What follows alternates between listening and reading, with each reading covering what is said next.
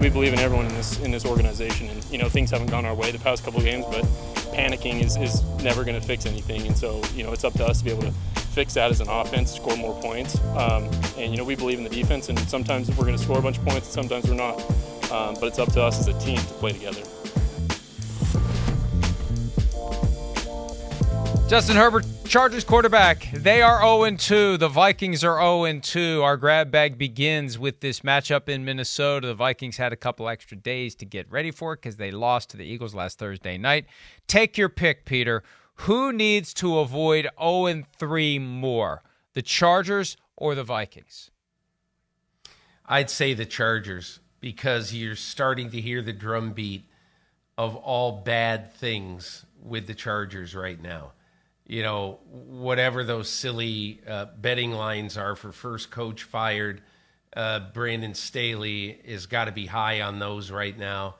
And look, I think in the NFL today, I can hear any one of the stats that says, in essence, well, an 0-3 team did make the playoffs back in 1847. And so obviously it's happened before.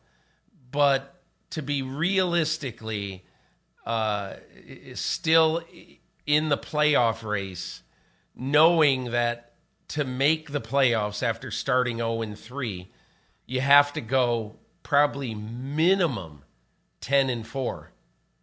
And you got 2 games left against Kansas City, and you got whatever else. We could figure out all these other things. I could say the same thing for Minnesota, but I look at Minnesota in that division, and I say there's some wins there for the Minnesota Vikings. I look at the Chargers in that division, and I'm not saying there aren't any wins there, but that's a tougher division than Minnesota plays in. So I look at this, and I think that the team that has the most pressure going on the road, 10 o'clock body clock game, I think, right, is the Los Angeles Chargers playing at Minnesota on Sunday. I think you're right, Peter, because if the Vikings would lose, they still are going to be in position to potentially win the division. Everyone in the NFC North lost in week 2. It was a wash. It didn't matter. And the other factor, too, that we still need more time to process, need more iterations to fully appreciate. I don't know what it means in a 17-game season. I'm used to 45 years of 16 games. 0-2 creates a certain vibe. 0-3 creates a certain vibe.